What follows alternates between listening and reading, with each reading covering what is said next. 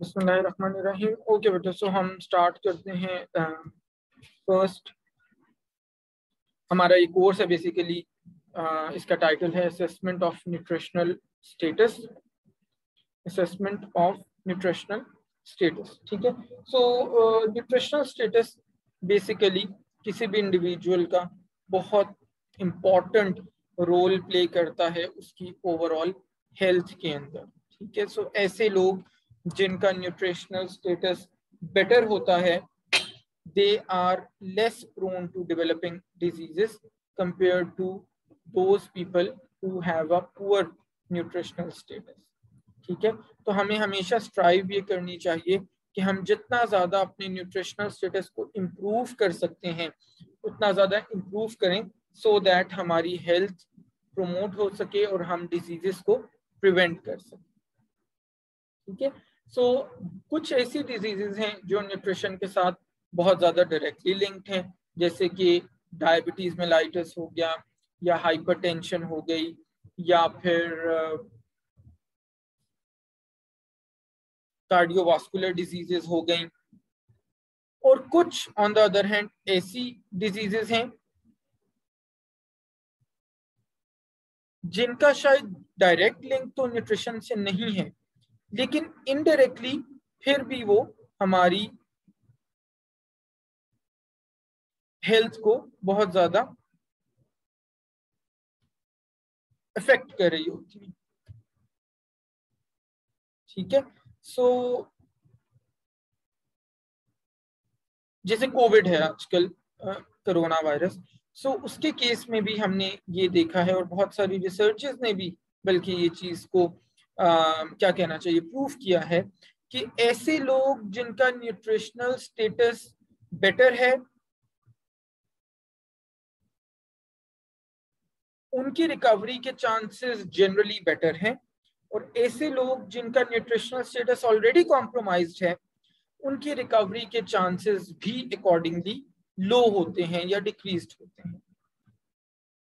नहीं देखो बेटे, ये वाली जो डिजीजेस होती है ना, जैसे एमन ने पूछा डेंगू फीवर, सो ये वाली डिजीजेस को हम कहते हैं कम्युनिकेबल डिजीजेस, जो एक दूसरे से आपको ट्रांसमिट होती हैं या किसी वेक्टर के थ्रू, जैसे कि मॉस्किटो की बाइट से मलेरिया या डेंगू स्प्रेड होता है। सो इनको कम्युनिकेबल डिजीजेस कहते हैं। देखो, कम्युनिकेबल डिजीजेस डायरेक्टली हमारे साथ न्यूट्रिशन से रिलेट नहीं करती, इनडायरेक्टली करती हैं। सो भले वो मलेरिया हो या टाइफॉइड हो, या जनाब वो हमारे पास डेंगू हो या फिर कोरोना वायरस हो, सो ये इनडायरेक्टली इफेक्ट कर रही होती है। देखो, बड़ा कॉमन सेंस की बात है, एक बच्चा लेट से एक छोटा बच्चा है, उसको टाइफॉइड हो गया फॉर एग्जाम्पल।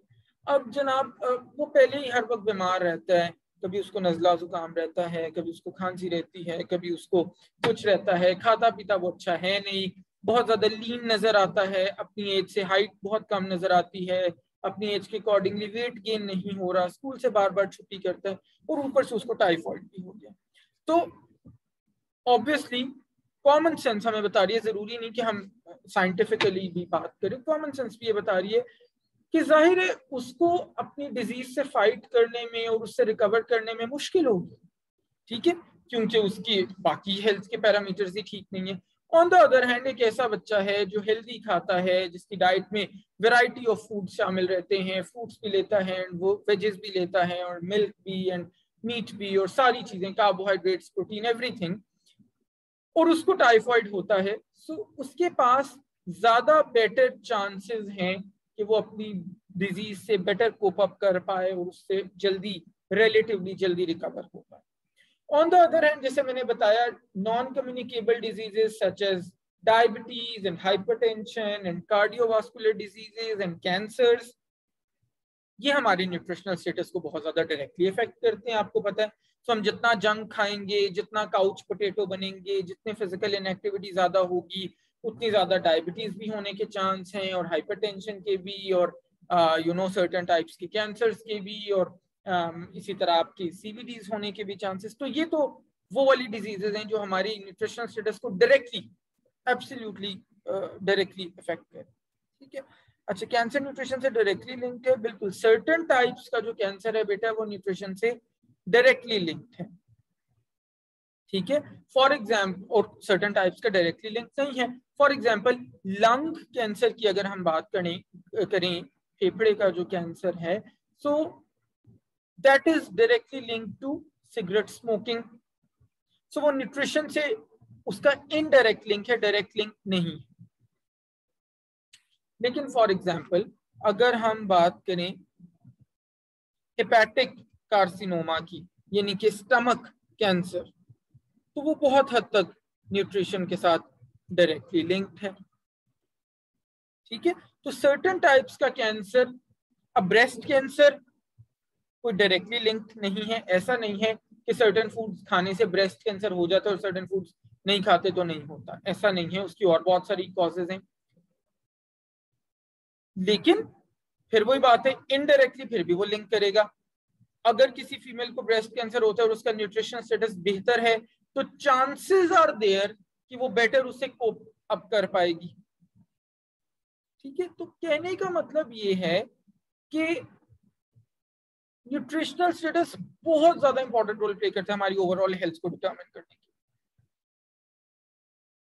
अच्छा, क्वेश्चन है सर, मेडिकल में भी डेंगू का कोई ट्रीटमेंट नहीं है, डॉक्टर ये कहते हैं कि अपनी डाइट अच्छी रखें।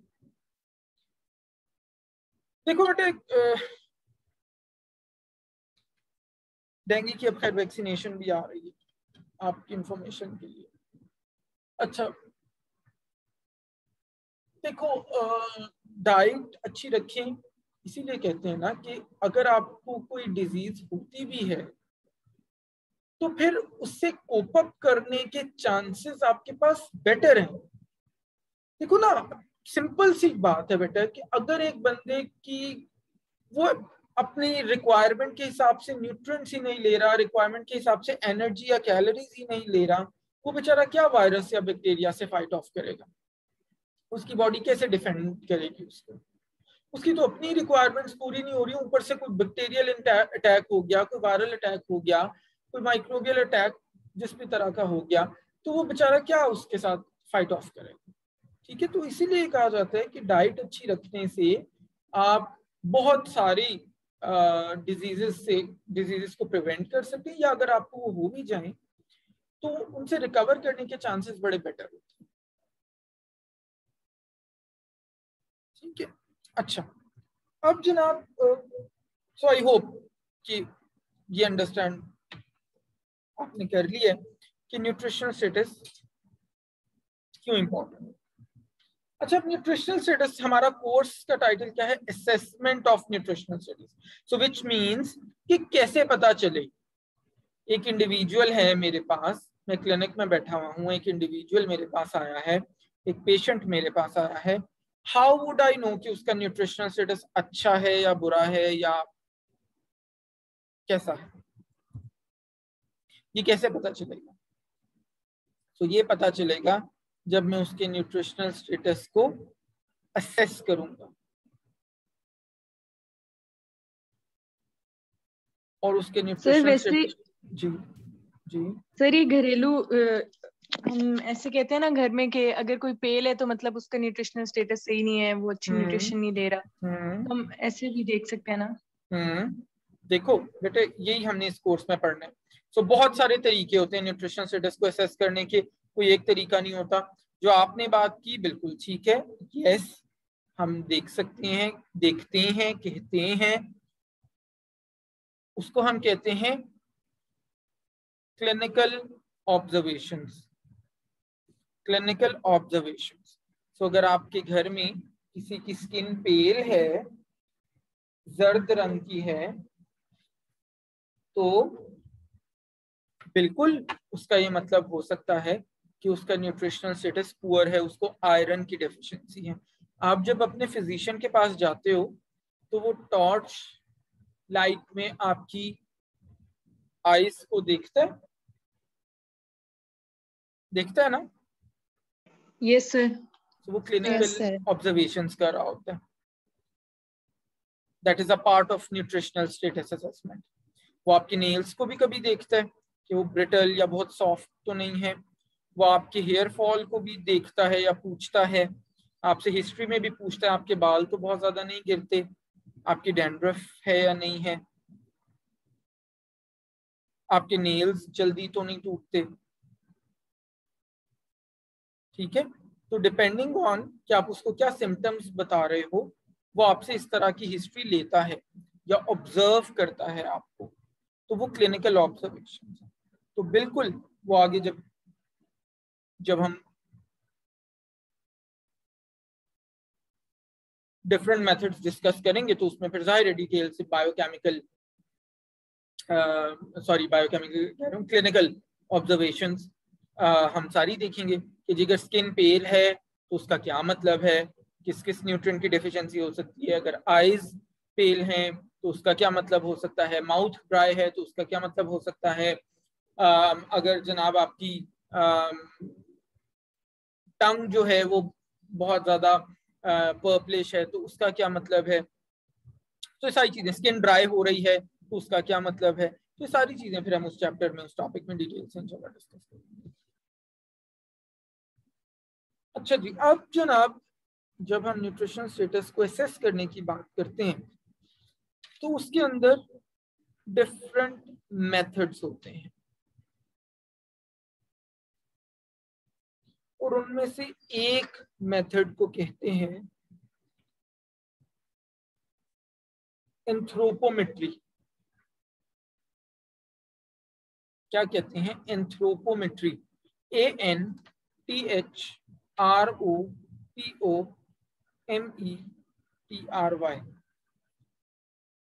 एंथ्रोपोमेट्री।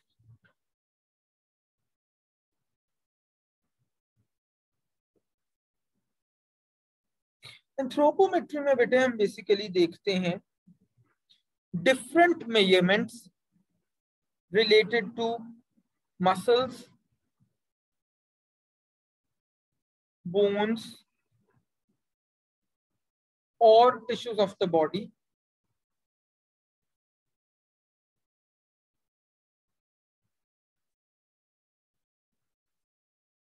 और जाहिर है हम ये क्यों देखते हैं, इससे हमें क्या फायदा होता है, because these whether these are muscles or bones or tissues, these tell us or indicate the nutritional status of an individual.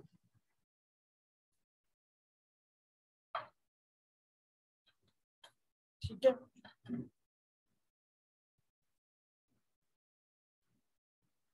सो जनाब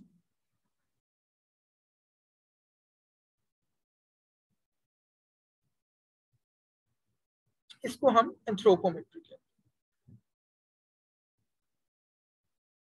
अच्छा, इसके साथ साथ फिर एंथ्रोपोमेट्री से हम ओबेसिटी का भी पता चला सकते हैं कि कोई इंडिविजुअल अपने वेट से ज्यादा उसका वेट है या नहीं है। और आपको पता है फिर ओबेसिटी जाहिर है बहुत ज्यादा लिंक्ड है कार्डियोवास्कुलर डिजीजेस के साथ, डायबिटीज के साथ, हाइपरटेंशन के साथ, इन तमाम चीजों के साथ। अच्छा, एंथ्रोपोमेट्री बहुत डिफरेंट डिफरेंट टाइप्स की होती है जो अभी हम थोड़ी देर बाद डिस्कस करेंगे।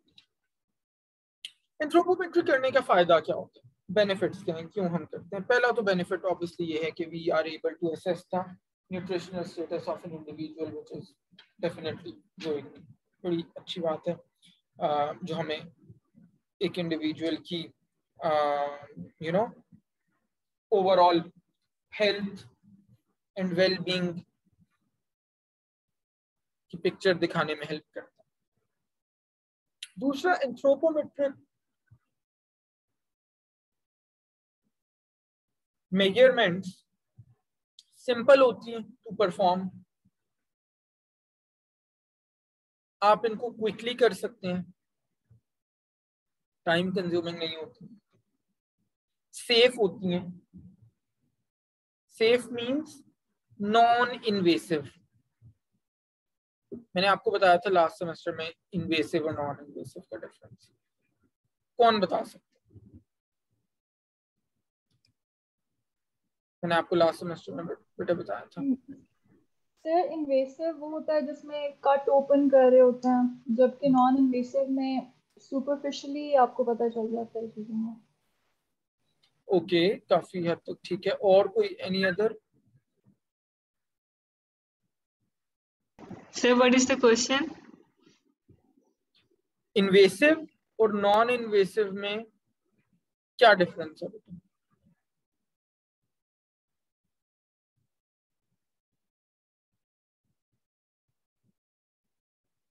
गूगल से नहीं बताना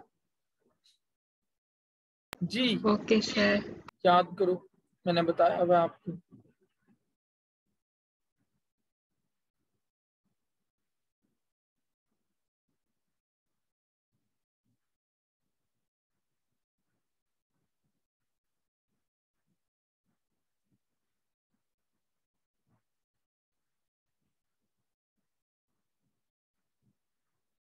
किसी को याद नहीं है? देखो, इन्वेसिव बेटे एक ऐसा प्रोसीजर होता है जिसके अंदर हम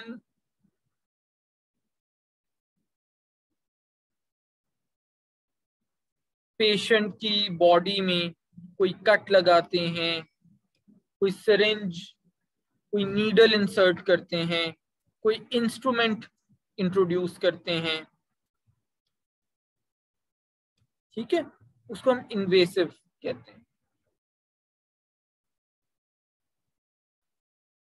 हाँ, एमन ने काफी हद तक बेटे ठीक है, बिल्कुल। और नॉन इन्वेसिव का मतलब ये होता है कि आपने पेशेंट की बॉडी को कट नहीं किया, कोई इंस्ट्रूमेंट उसकी बॉडी में एंटर नहीं किया, कोई स्किन उसकी डैमेज नहीं हुई, इसको नॉन इन्वेसिव कहते हैं, ठीक है। तो इन्वेसिव में ऑब्वियसली रिस्क ज्यादा होता है भाई। How many times you have heard in the news कि surgery went wrong and patient की डेथ हो गई? सुनते हो ना आप लोग? या यस सर। कट लगाते हुए अगर आपसे गलती से एक आर्टरी यस कट गई है तो एक्सेसिव ब्लीडिंग से डेथ भी हो सकती है, ठीक है। तो ये इन्वेसिव प्रोसीजर है। सो एंथ्रोपोमेट्री हम कह रहे हैं नॉन इन्वेसिव, यानी हम इसमें किसी किस्म का कोई थ्रेट नहीं है पेशेंट को या क्लाइंट को या जिस भी इंडिविजुअल का कर रहे हैं, कोई परेशानी की बात नहीं है उससे। ना हमारी स्किन डैमेज हो रही है, ना कोई कट लग रहा है, ना वुंड हो रहा है, ना सर्जरी हो रही है, ना कुछ और हो रहा है। So that is, remember now, invasive और नॉन इन्वेसिव एग्जाम्पल भी आ गए। अच्छा, फिर इसके अलावा एंथ्रोपोमेट्री इनएक्सपेंसिव होती है। सिंपल सिंपल से इंस्ट्रूमेंट्स हमें चाहिए होते हैं, 10-12-15 हज़ार के इंस्ट्रूमेंट्स, इवन उससे भी कम समटाइम्स, और वो हम बड़ी आसानी से उनको यूज कर सकते हैं। और जनाब उनको हम न्यूट्रिशन स्टेटस असेसमेंट के लिए देख सकते हैं। एंड लास्टली बेनिफिट इसका, easy to train. So anthropometry बेटे बड़ी आसान सी चीज होती है। आप 2-4-5 मरतबा किसी को ट्रेन करते हो तो वो आसानी से समझ जाता है, सीख जाता है। उसको आप कन्वीनियंटली ट्रेन करके और उसको एंथ्रोपोमेट्री चेक करने के लिए रिस्पॉन्सिबल बना सकते हो, ठीक है। So it's very simple. तो ये इसके कुछ बेनिफिट्स हैं। अब इसके ड्रॉबैक्स क्या हैं? हर चीज के बेनिफिट्स भी होते हैं, प्रॉज एंड कॉन्स साथ साथ चलते हैं, आपको पता है ड्रॉबैक्स भी होते हैं। अच्छा, ड्रॉबैक्स में बेटे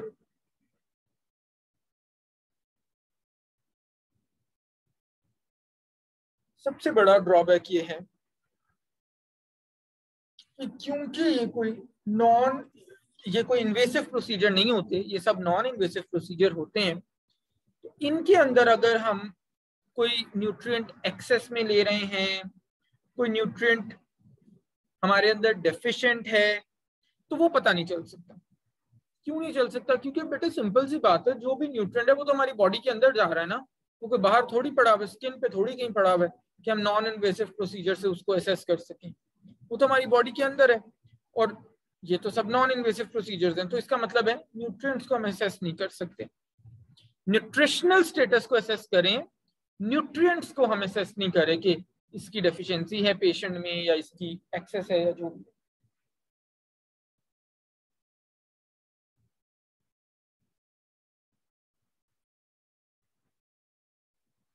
अच्छा, फिर secondly limitation, not sensitive to changes in dietary practices. अगर एक बंदा अपनी ईटिंग हैबिट्स चेंज करते हैं, क्या करते हैं, चेंज करते हैं, तो हो सकता है उसका इमीडिएट इफेक्ट ना आए। मिसाल के तौर पे मैं बहुत मोटा हूं और 10 साल से मैं जंक खा रहा हूं और 15 दिन पहले मैंने अपनी हेल्दी ईटिंग हैबिट स्टार्ट की, तो क्या 10 साल से जो बंदा जंक खा रहा है और उसने वेट गेन किया हुआ है और बहुत ज्यादा वो फैट है, क्या 15 दिन की हेल्दी ईटिंग हैबिट से उसकी चेंज नजर आना शुरू हो जाएगी आपको? वो एकदम पतला दिखना शुरू हो जाएगा, या उसके एनर्जी लेवल्स इंप्रूव कर जाएंगे, या वो आपको बड़ा उसकी स्किन फ्रेश और सब कुछ लगेगा? कैसा है? नो सर, नहीं।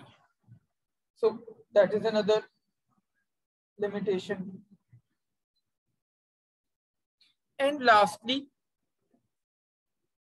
careful interpretation according to the context. Careful interpretation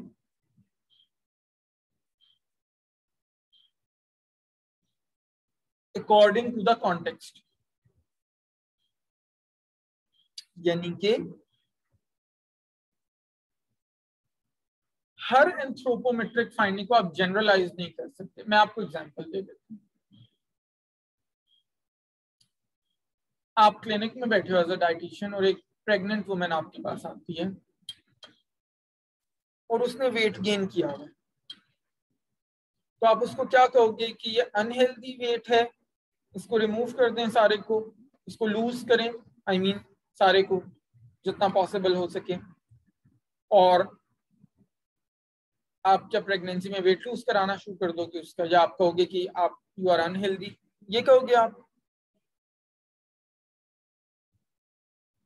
no, बिल्कुल, क्योंकि प्रेगनेंसी में एक सर्टेन वेट एक्वायर करना जरूरी है। तो कहने का मतलब ये है कि एंथ्रोपोमेट्रिक कैलकुलेशंस को जब भी आपने इंटरप्रेट करना है तो कॉन्टेक्स्ट जरूर साथ में आपको पता होना चाहिए।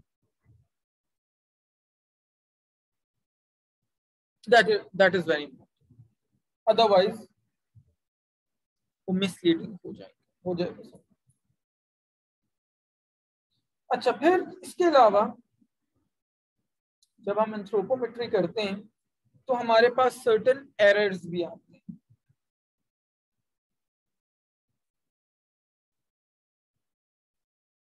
एक को हम कहते हैं रैंडम एरर, और दूसरे को हम कहते हैं सिस्टमैटिक एरर। रैंडम एरर और सिस्टमैटिक एरर।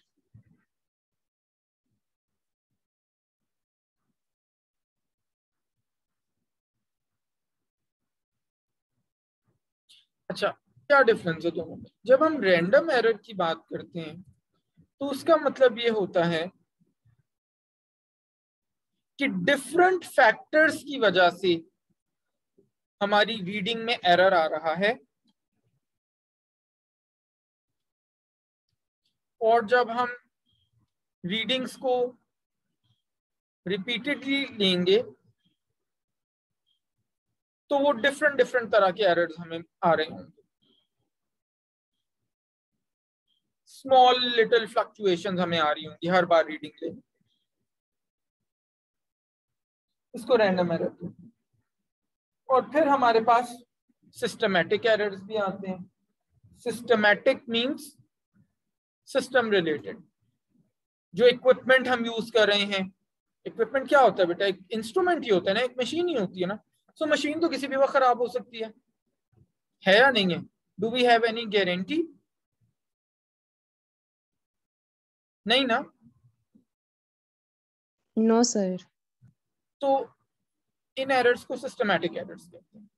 अच्छा, अब देखो, you can simply make a small table. एक कॉलम, दो कॉलम बना लो। एक कॉलम बना लो सोर्स ऑफ एरर, और एक कॉलम बना लो रिस्पांस, सोर्स ऑफ एरर और दूसरा रिस्पांस।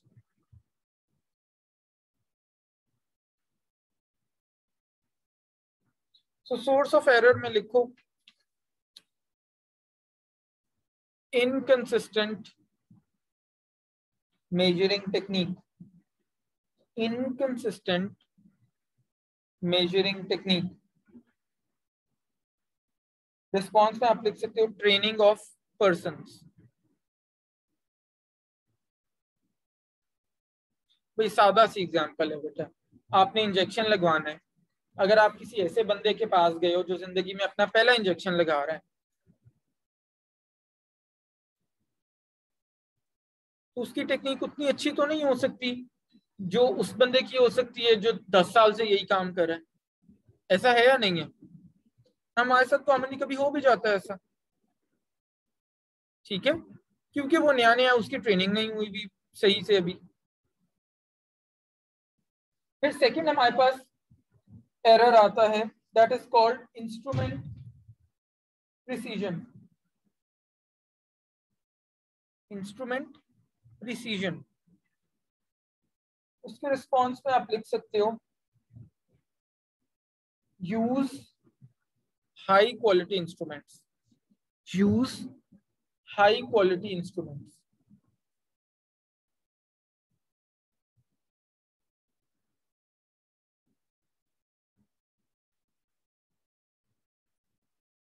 यानी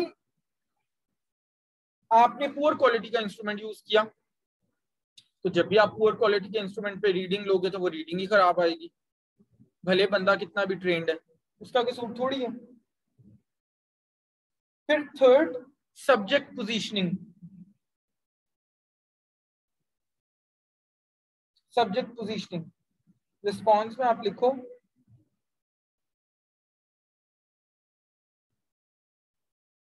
position the subject first and then take the reading.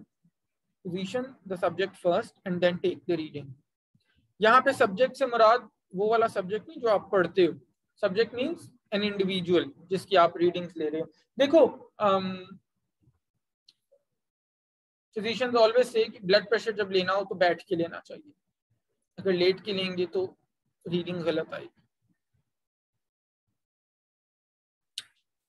अगर मैं अभी उठ के यहाँ से भागूं और 2 किलोमीटर का चक्कर लगा के आऊं और मैं अपनी हार्ट बीट चेक करूं, कम आएगी या ज्यादा आएगी?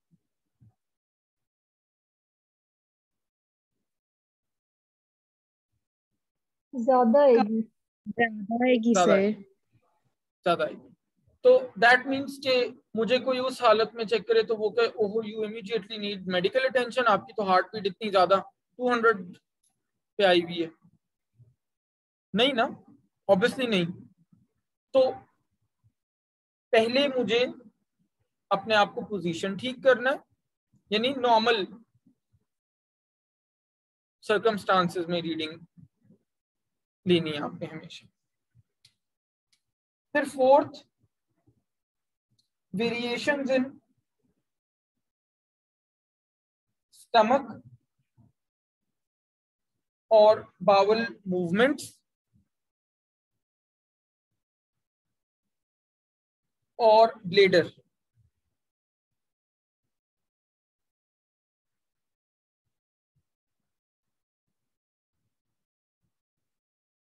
रिस्पॉन्स में आप लिख सकते हो टेक रीडिंग्स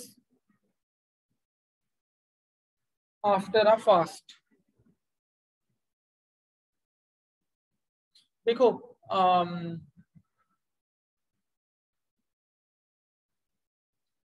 फॉर एग्जाम्पल मैंने 1 लीटर पानी पिया और 2 प्लेट भर के चावल खाए और मैं वेइंग स्केल पे खड़े हो जाता हूँ, मेरा वेट ज्यादा आना चाहिए या कम आना चाहिए? ज्यादा। ऑब्वियसली ज्यादा होना ज्यादा, चाहिए। ऑब्वियसली ज्यादा। और लेट से पिछले 24 घंटे में मैंने कुछ नहीं खाया और मैं अपने आप को वेइंग स्केल पे खड़े करता हूँ, तो अब वेट ज्यादा आना चाहिए कम आना चाहिए? सर कम कम आना आना चाहिए। कम आना चाहिए, बिल्कुल ठीक है। सो दैट मीन्स कि दोनों ही केसेस में एक्यूरेट रीडिंग नहीं है। सो आपने फास्टिंग के बाद, फास्टिंग नॉर्मली हम डिफाइन करते हैं 8 घंटे का टाइम पीरियड। सो इसीलिए दे से कि जी वेट करने का सबसे बेस्ट टाइम कौन सा है? सुबह अर्ली मॉर्निंग, जब आप स्टूल पास कर लो और अभी ब्रेकफास्ट नहीं किया हो। जो लोग दिन में 4-4 मरतबा वेट करते हैं अपना बॉडी वेट, वो बेवकूफ हैं, वो गलत करते हैं। सुबह के टाइम, अच्छा मेरा सुबह तो 60.1 kg था, लंच के बाद 60.7 kg, अब तो डिजिटल भी क्योंकि आ गया ना तो डेसिमल्स में दे रहे, लंच के बाद 60.7 आ गया। इवनिंग के बाद, इवनिंग में मैंने 2 घंटे जिम किया, उसके बाद मेरा 59.8 kg पे चला गया। फिर जिम से वापसी पे मैंने आधा किलो जलेबी खा ली, मेरा फिर 61.3 किलोग्राम पे चला गया। सो दिस इज नॉनसेंस, ठीक है। तो आप हमेशा एक फास्टिंग स्टेट के बाद तकरीबन 8 घंटे का जो पीरियड है उसके बाद आप सकते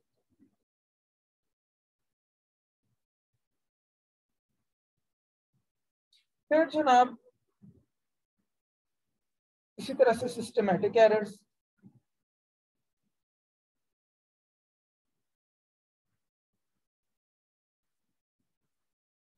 जिसके अंदर इक्विपमेंट बायस पहला एरर आप लिख सकते हो, सोर्स ऑफ एरर इक्विपमेंट बायस। तो उसका रिस्पॉन्स क्या है? Always calibrate the instrument, always calibrate the instrument. आप लोग एफएससी में जब प्रैक्टिकल करते थे तो इंस्ट्रूमेंट को पहले क्या करते थे? कैलिब्रेट करते थे या नहीं करते थे? कैलिब्रेशन याद है? कैलिब्रेट करना क्या होता है? सर जीरो एरर फाइंड करते थे। बिल्कुल ठीक है, बिल्कुल ठीक है। सो क्यों करते थे? ताकि जब एक्चुअल रीडिंग्स लो तो वो एक्यूरेट आए, यही वजह है। Yes sir. बिल्कुल ऐसे। तो इसलिए आपको हमेशा अपना इंस्ट्रूमेंट पहले कैलिब्रेट करें, फिर आप उस पे मेजरमेंट्स लें, क्योंकि हमेशा बेटे ध्यान में रखो, at the end of the day कोई भी इंस्ट्रूमेंट हो, अच्छे से अच्छे ब्रांड का हो, क्या महंगी से महंगी गाड़ी कभी खराब नहीं होती? क्या अच्छे से अच्छा ब्रांड कभी उसकी चीज खराब नहीं होती? होती है ना। सो क्योंकि ये सारी आपकी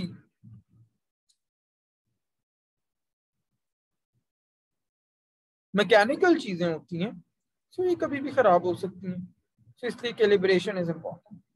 और लास्टली फिर आ जाता है डायर्नल वेरिएशन, DIURNAL,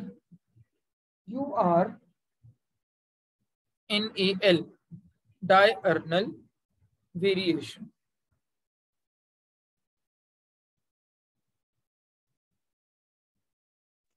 डायर्नल क्या होता है? Something related to the day, दिन में जो हो रहा होता है। और नॉकटर्नल क्या होता है? NOCTURNAL, nocturnal, night, night. Night, during night या रिलेटेड टू नाइट। तो डायर्नल वेरिएशन का मतलब ये है, इसका रिस्पॉन्स क्या हो सकता है? Major all subjects at the same time of the day, measure all subjects at the same time of the day।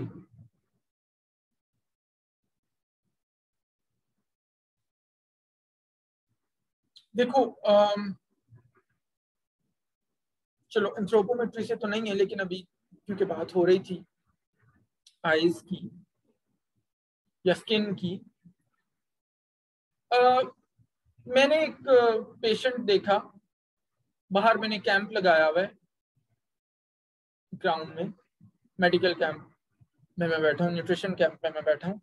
मैंने एक पेशेंट देखा और दिन का टाइम है, और मैंने कहा इसको स्किन पेलर है, यानी कि इस पेशेंट की स्किन पेल है, और मैंने कहा ओके आयरन डेफिशिएंसी का सिम्टम है, ठीक है। वही पेशेंट अगर मैं रात में देखूं वहीं बाहर बैठ के, जहां पे कोई मेरे पास एडिशनल लाइट सोर्स या कुछ नहीं है, तो क्या मुझे उसका स्किन पेलर नजर आएगा? No sir.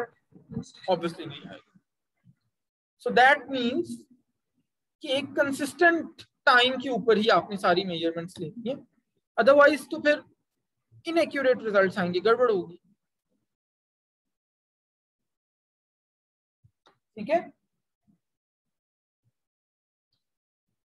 So that is it for today. इंशाल्लाह नेक्स्ट लेक्चर में फिर हम डिस्कस करेंगे कौन कौन सी एंथ्रोपोमेट्रिक मेजरमेंट्स होती हैं।